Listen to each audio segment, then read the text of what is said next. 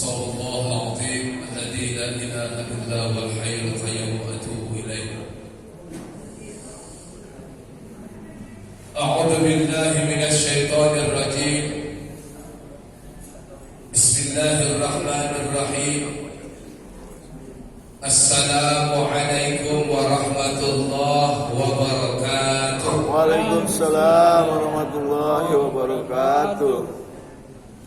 الحمد لله رب العالمين، والصلاة والسلام على أشرف الأنبياء والمرسلين سيدنا ومولانا محمد وعلى آله وأصحابه رسول الله أجمعين. أما بعد،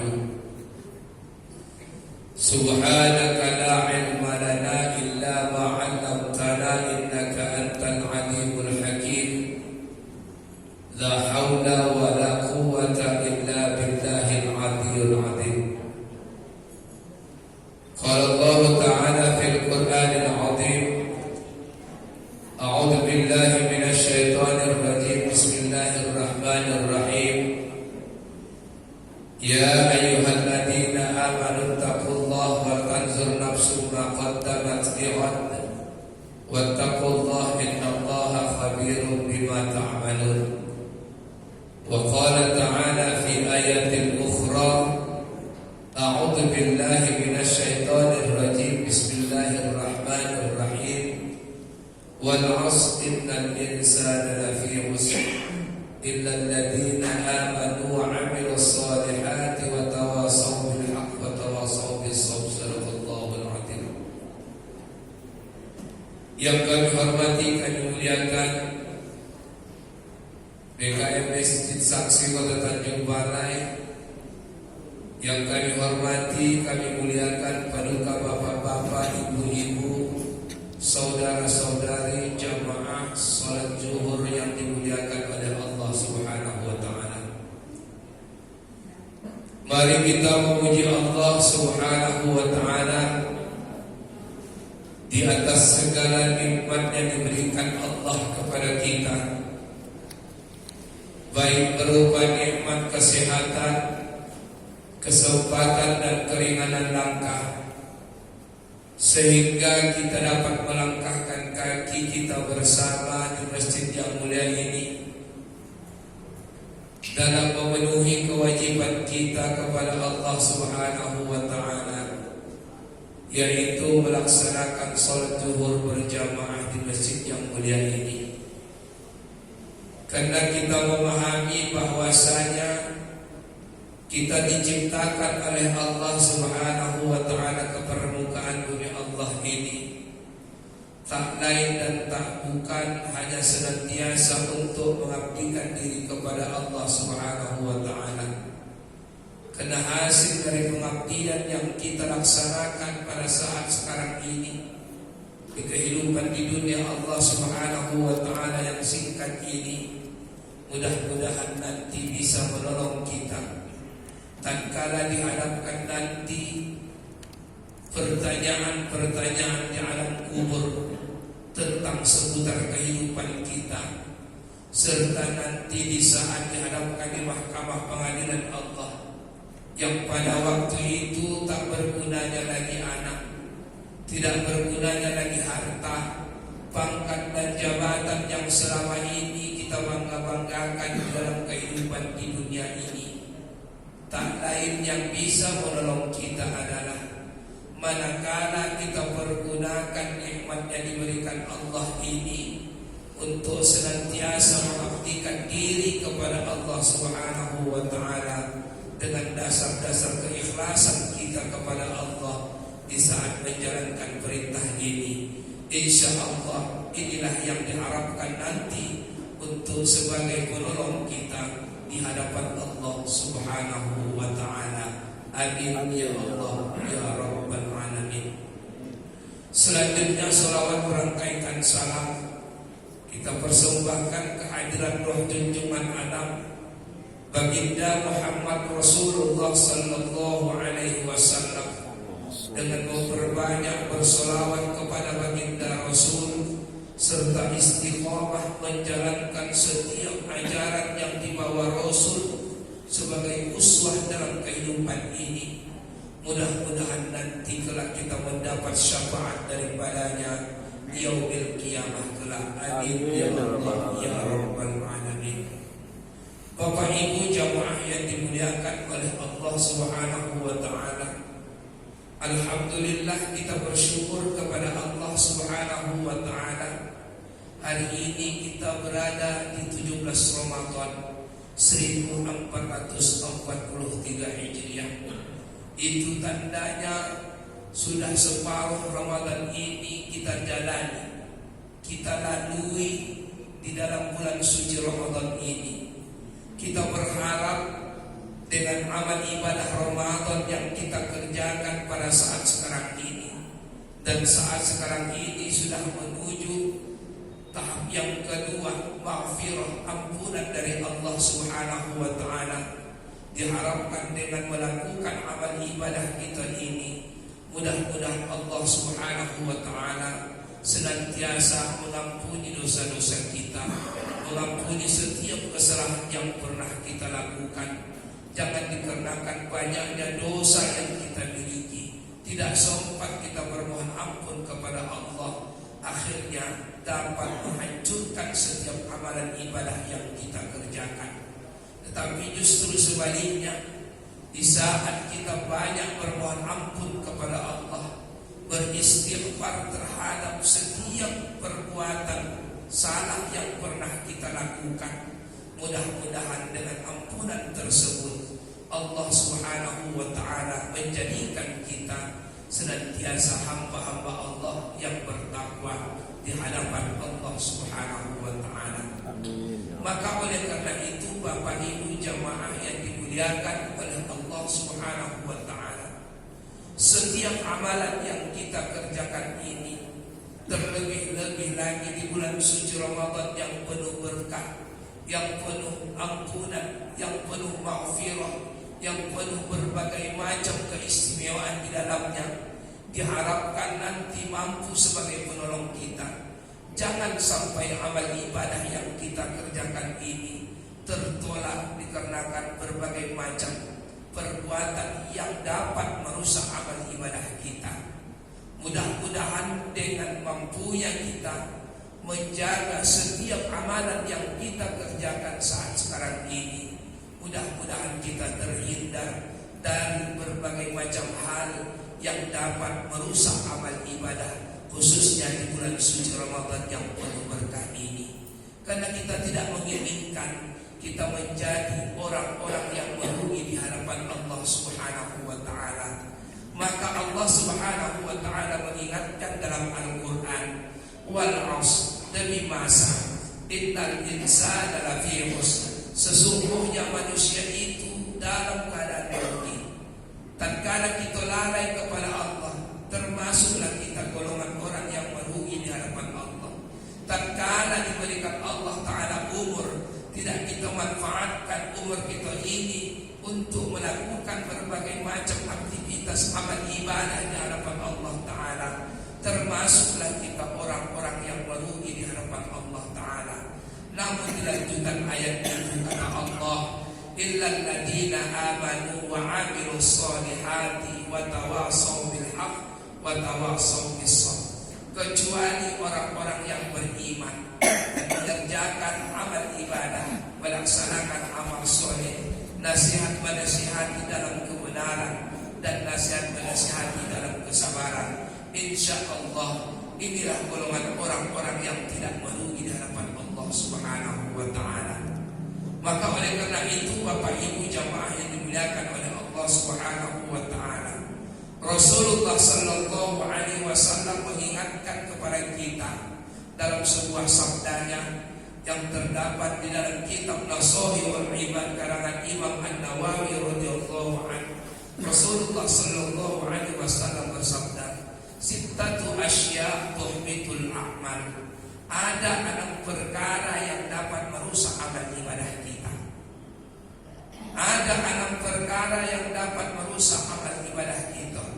Terlebih-lebih lagi kita di dalam bulan suci Ramadan ini Jangan sampai amal ibadah yang kita kerjakan itu tidak diterima Allah, dikarenakan kita melakukan ibadah juga tetap melakukan ibadah, tapi juga tetap juga melakukan perbuatan yang dilarang Allah, melakukan hal yang dilarang Allah Ta'ala. Akibatnya dapat merusak amal ibadah yang kita kerjakan. Maka Rasulullah Sallallahu Alaihi Wasallam mengingatkan kepada kita, sittatu asya tuhbitul a'mal. Ada 6 perkara yang dapat merusak amal ibadah seseorang. Yang pertama kata Rasulullah Sallallahu Alaihi Wasallam, al-istighanu bi'uyubil khalqi, yaitu sedang membongkar keburukan atau kejelekan orang lain. Bapak Ibu jamaah yang dimuliakan oleh Allah Subhanahu wa taala, salah satu tujuan ibadah Ramadan yang kita kerjakan adalah as-siyamu junnah. Puasa itu adalah benteng. Benteng bagaimana? Benteng kita tidak melakukan perbuatan yang dilarang Allah, perbuatan yang dapat merusak amal ibadah kita, perbuatan maksiat yang di hadapan Allah Subhanahu wa taala yang kita kerjakan selama waktu kita melakukan amal ibadah. Maka di saat ini kita kerjakan dapat merusak amal ibadah kita, termasuk membongkar kejelekan orang lain. Tak kadang kita ni bapak ibu jamaah yang dimuliakan oleh Allah Ta'ala, buruk orang lain saja dan tahu awak, buruk awak tahu apa tentu. Makanya kita diperintahkan oleh Allah Ta'ala untuk muhasabah, introspeksi diri, muhasabah. Jangan sempat kita hanya tahu buruk orang lain, sementara buruk awak pun banyak, buruk awak pun banyak. Makanya diperintahkan kita untuk muhasabah, introspeksi diri, puasa. Kenapa? Karena puasanya adalah benteng. Benteng tidak melakukan hal-hal yang dapat merusak amal ibadah kita. Benteng supaya kita tidak melakukan maksiat kepada Allah Ta'ala. Ini terkadang awak ni buruk orang saya tahu, si Polan tu yang korupsi saja koyonya. Padahal awak pun apa nak korupsi? Sekocik-kociknya korupsi waktu, ya kan? Sekocik-kociknya korupsi waktu. Disuruh masuk jam 8, datang awak jam 10. Pinjam tu pun sudah malu dah. Jam 8 dia pulaknya penghabisan pinjamnya tu tengah 9, datang awak jam 10. Untung saya tak baca ke pinjam, tak pinjam begini. Maaf, anda datang jam 10. Kok lama kali sih, kan? Anda tak bercakap. Sekocik-kocik seperti itu. Maka tak ada manusia yang sempurna di hadapan Allah. Tak ada manusia yang maksum kecuali Rasulullah Sallallahu Alaihi Wasallam yang sudah dijamin Allah masuk ke dalam surga. Kita belum ada jaminan masuk ke dalam surga, tapi sudah jelas kita masuk ke dalam neraka. Sudah pasti kita masuk ke dalam neraka, belum jelas kita masuk ke dalam surga. Itu pun tetap juga awak tidak introspeksi diri terhadap kesalahan dan kehilapan kita. Tetap juga ada buruk orang lain yang tahu. Anak penyuruh kalau penumpang dan introspeksi, aku sakit itu dan bayar. Sila mengkatai orang saja lah. Sila mengkatai orang saja. Dan sekarang bakal mengkatai ini bukan perempuan saja. Ayah-ayah ini menjaga ini sekarang itu orang kata bah. Bukan oma-oma saja. Ayah-ayah itu mengkatai. Ayah-ayah mengkatai. Kalau dulu ayah-ayah tak boleh mengatakan mengkatai. Patah ayah-ayah di sini. Jadi dulu aku pun dia ayah-ayah dari bagi saya pula, ya kan? Kalau dulu pun tak tahu ayah-ayah itu, tahu dulu yang itu. Masuk saja tolak bilik kasih. Mana dikasih orang apam-apam kasih itu, ada nama ini sudah tak pakai kelaburan kasih itu. Seakan tahu semua. Oleh hayah-hayah pulang awak habis bilik kasih, habis mengaji mengkaji. Mengkaji. Ya kan? Macam mana tadi nampak kau masuk kau lentung tadi itu orang ada kurang bumbunya. Kau tadi apa dapat kau? Aku koncak juga kapan ulang saya dapat bumbu. Kau macam mana tadi? Aku ini udah ada penyakit sama ayah. Hati-hati. Ya kan ini dapat merusak amal ibadah kita. Keburukan orang lain saja kita sementara kehidupan kita masih ada. Maka bagaimana caranya? Muhasabah, introspeksi diri kita kepada Allah. Tak bisa lagi awak, tak bisa lagi introspeksi. Macam mana caranya? Supaya tahu, boleh cermin bos-bos di toko kacau ni, boleh dulu cermin, bapak tu ibu di kacau tu, panjangkan badan ibu dari atas dari ibu dulu sampai kaki, bawa pulang. Asalkan anda awak ada mengkatoyo orang awak, ada menghibah orang awak, baca minawat dulu. Pantaskah aku menghibah? Tapi ditulis di situ, pantaskah aku membuka kejelekan orang lain? Tahu tak awak? Kalau pun pantas juga nampak awak pun bukan awak. Masih ada di nampak awak baru awak dikacau itu. Jangan nak berkata itu. Begitu caranya. Dengan ini puasa terus jalan terus. Tapi makanya kata Rasulullah sallallahu alaihi wasallam, "Kam min shaimin laisa lahu min siyami illa al-ju'i wal 'atas." Banyak orang yang berpuasa itu cuma hanya mendapatkan lapar dan dahaga saja. 17 hari sudah kita jalani. Tapi belum sempurna amal ibadah kita. Hati-hati bu. Hati-hati. Tak menjadikan pahala di hadapan Allah Ta'ala. Tak kita jaga juga dari perbuatan yang dilarang Allah Ta'ala. Tetap juga kita menggunjing orang. Tetap juga kita mengkatai orang. Tetap juga ada saja dan salah sama orang. Padahal kita sudah berpuasa. Maka diingatkan Rasul kalau awak anda apa? Kata Rasul, ana shaim, aku sedang puasa. Kawan-kawan itu tak bisa pulang lagi. Kalau tak mengkatai orang rumah, aku sakit pinggang. Aku ini baik aku tinggalkan. Kenapa hilang macam pinggang? Apa? Mengkatai orang. Aku yang buat pinggang. Ya Allah ya Rabbi. Ya kan? Ini buat jadi. Inilah salah satu dapat menghancurkan amal ibadah itu kepada Allah Subhanahu wa taala. Maka kata Rasul, nanti pada hari kiamat ada membawa salat, ada membawa zakat, ada membawa ibadah lain di hadapan Allah, namun tidak bernilai pahala di hadapan Allah Taala. Kenapa? Sewaktu di dunia boleh dia memburukan orang lain, sewaktu di dunia tetap juga menghibah orang lain. Akhirnya amal ibadah yang dilakukan itu tertolak di hadapan Allah Subhanahu wa taala. Tak menjadi kawan pun amal ibadah itu. Karena yang kita harapkan nanti adalah di saat diharapkan di mahkamah pengadilan Allah adalah man amila salihan fali nafsi. Amal ibadah kau itu untuk kau sendiri, maka jaga amal ibadah. Kalau waktu di dunia ini awak sama-sama pergi sama-sama ke masjid di solat tasbih macam ibu dia, solat tasbih, berzikir, beristighfar, nanti dalam kubur masing-masing itu buat tanggung jawabkannya. Ya kan? Sesuai dengan bagaimana amal ibadah itu. Terkadang ada orang beribadah maaf kerana sesuatu, ada orang penyucapnya. Apa tu? Tasbih tu, surat tasbih tu. Ada orang punya kampung yang dapat amplop, ini kerana amplop. Ya kan?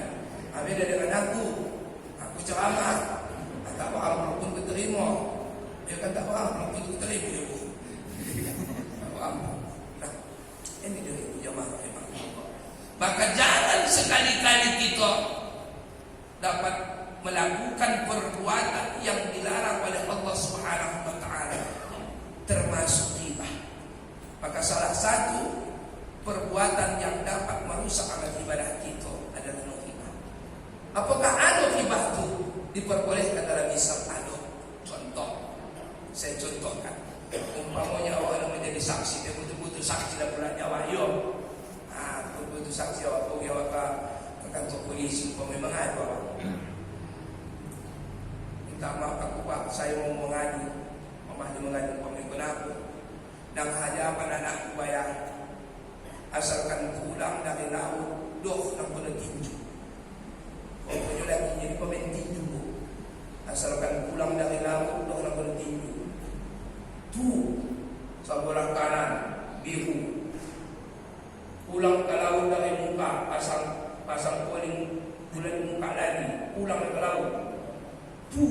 Ditunggu sebelah kanan biru. Sampai orang kampung itu membilangkan mengejek dia, agak bertukar-tukar ini ibu, kakak bertukar-tukar ini makeup dia. Asalkan pulang lagi yang tunggu. Maka ini bisa kita melakukan. Sebenarnya ini kan ghibah, mengkatakan, menyampaikan sesuatu. Tapi ini diperintahkan Allah.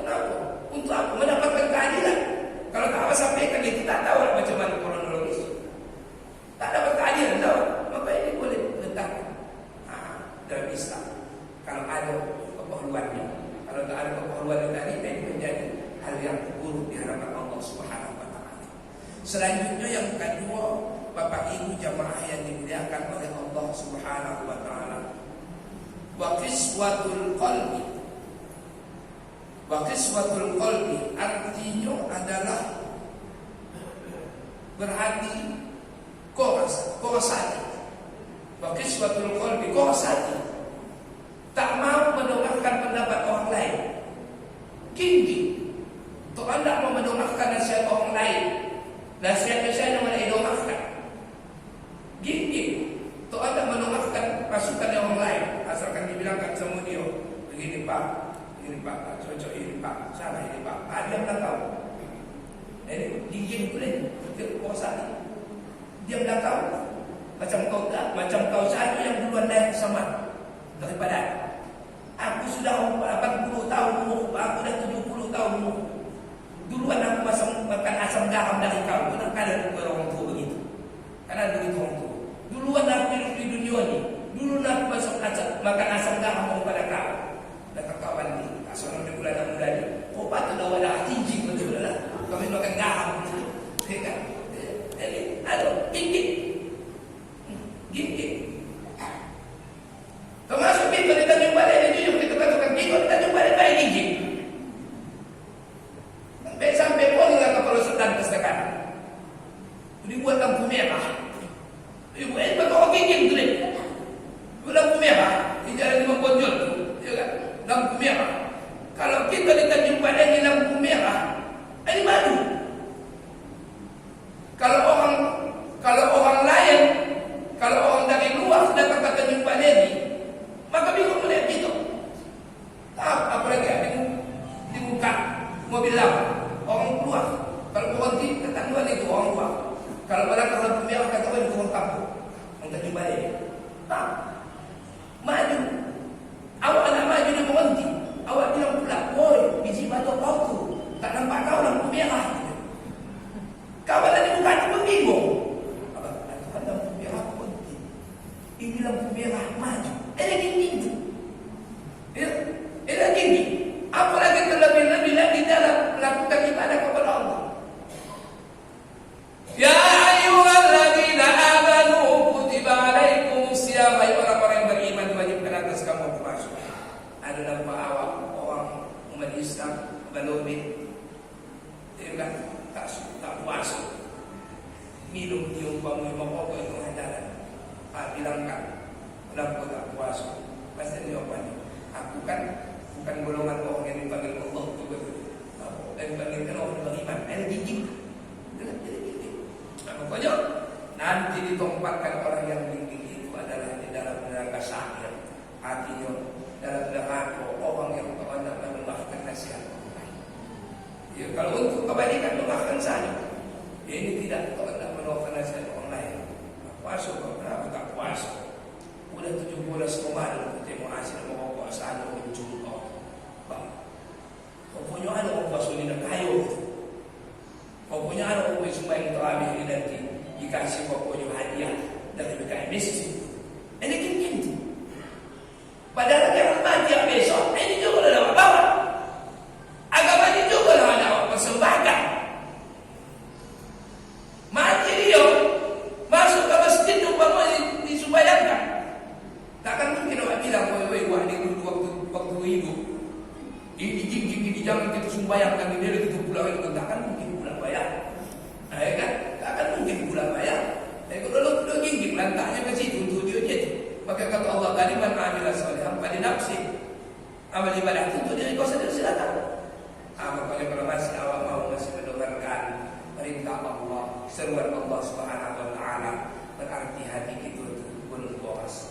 Kalau sobat kata Allah dalam Al-Quran, kata Allah ala qulubihim wa ala sam'ihim wa ala absarihim ghishawatun wa lahum 'adzabun 'adzim. Kalau sudah dikunci Allah Taala dari mereka, tak ada yang menolak baik. Asalkan diumumkan dari masjid ni ada kegiatan pengajian, tak ada yang menolakkan. Puak-puak dibukakan diterimanya itu. Ya kan? Capek sudah PKM masjid, capek sudah Pak Indra membilangkan nanti malam kita mengaji. Tapi kenapa? Karena sudah ditutup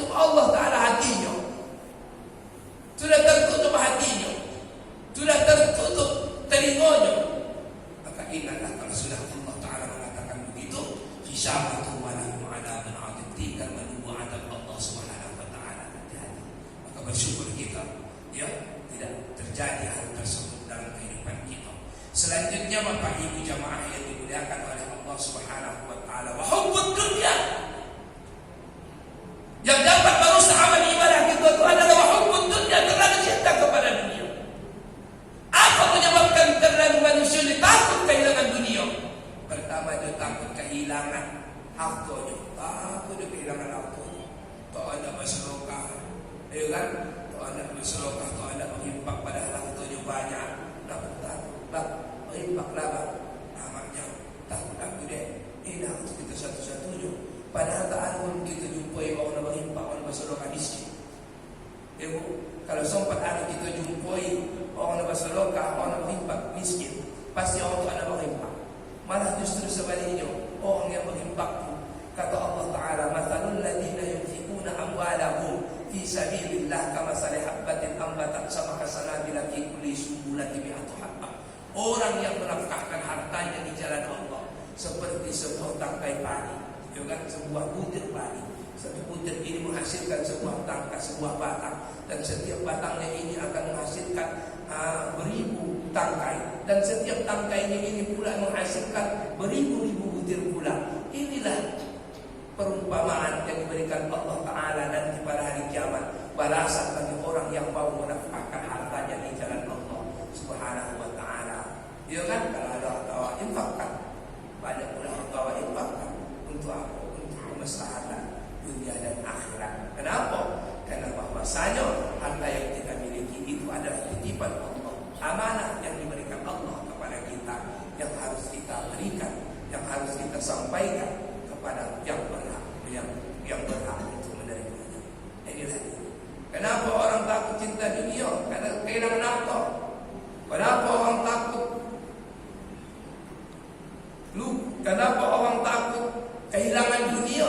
Karena takut kehilangan jabatan. Jabatan ini mau sebontahnya. Paling pun jago 2 periode. Ya. Itu pun kalau periode kedua baru pilih. Paling lama 10 tahun 2 periode. Itu pun kalau dipilih periode kedua. Sebentar. Tak tahu apa lu mereka mau datang. Entah begitu dilantik awal sampai mereka mau tu pula awal selesai. Habis 500 juta. Ya kan? Kemana ada pulangnya itu? Kawan di bawah itu dulu bersiul-siul dia. Sokan. Oh, aku datang ke kawan. Enak kau yo, PAW gitu. Dia kata asalkan aku, asalkan mati yo. Dia tetap juga di bawah dia. Asalkan sakit tak, tolong orang lain tetap juga di PAW. Sampai di bola orang di PAW gitu kan. Asalkan aku PAW gitu. Kalau kata waktu yang lewat tu PAW dah umpama juga ya kan. Meninggal di atas, dia di bawah. Dah PAW. Jadi begitu juga. Ada sakit, ada cacat-cacat tadi saya jadi pemimpin. Udah PAW. Jadi mau tahu, Pak. Ya kan? Mau tahu. Tak ada yang pokal di dunia Allah Subhanahu wa Ta'ala. Tapi yang pokal itu sampai alam kubur, yang bisa kita pertahankan adalah amal ibadah kita kepada Allah Subhanahu wa Ta'ala. Maka oleh karena itu sangat beruntunglah kita diberikan Allah Ta'ala umur kepada kita, dititipkan Allah Ta'ala umur kepada kita. Kita pergunakan umur ini untuk melakukan ketaatan kepada Allah Subhanahu wa Ta'ala. Selanjutnya Bapak Ibu jamaah rahimakumullah, wa qillatul haya. Wa qillatul haya artinya adalah tidak memiliki sifat pemalu. Ini tadi yang saya sampaikan tadi itu. Saya sampaikan tadi itu. Belobek, berpeci. Tapi kalau peci tak jaminan sekarang ayo. Nah, belobek lah paling tidak. Ya kan belobek. Tapi tak puasa. Allahu Akbar, Allahu Akbar. Dalam masjid tetap juga untuk awal nongkrong di kedai kopi. Alah tunggu deh tu. Alah, masih lama juga. Jam 3 habis juga. Lama itu. Belum sempat awak juga. Naik jantung awak. Naik jantung. Bang, kalau tak dibawa kau gede bagi diperiksa. Selesai. Tak sempat kita menghadap Allah Ta'ala. Mati inna lillahi wa inna ilaihi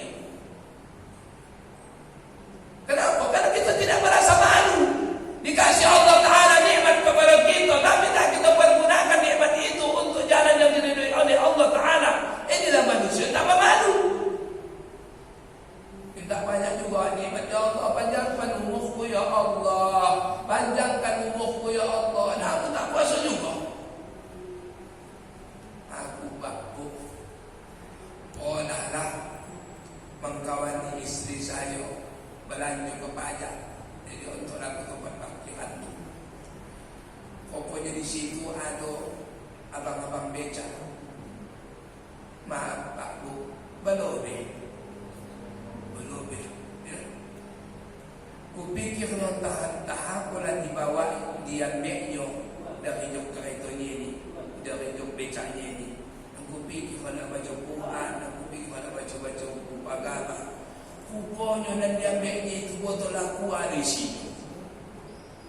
Begitu tak berapa lama dibukanya botol aqua, disontapnya dia aqua itu tok. Aku di samping itu. Ya Allah, aku pikir manusia tak bermadu kamu pikir sehat. Entah sakit tadi pasal dah sakit juga kan, sakit jiwa. Dia sakit. Dia sawunya minuman itu tak. Kasih lo ada kucoki kalau bertanya. Jadi udahlah, aku pikir entah tak sampai panggilan Allah tu. Ya ayyuhalladzina amanu tu. Ayo kan Ustaz, mana tahu kita. Tak memandu kita melakukan maksiat di atas bumi Allah Ta'ala ini. Ingat, nanti pada hari kiamat, al-yawma nakhtimu ala afwahihim wa tukallimuna aydihim wa tashhadu arjuluhum bima kanu yaksibun. Pada hari itu berbicara tangan, mulut dikunci, tangan berbicara, mata berbicara, panca indera yang lain berbicara terhadap perlakuan kita selama kita hidup di permukaan bumi Allah Ta'ala ini. Namun bukan itu saja yang bisa menjadikan saksi. Bumi dan kita pijak pun bercakap, oh betul Tuhan. Waktu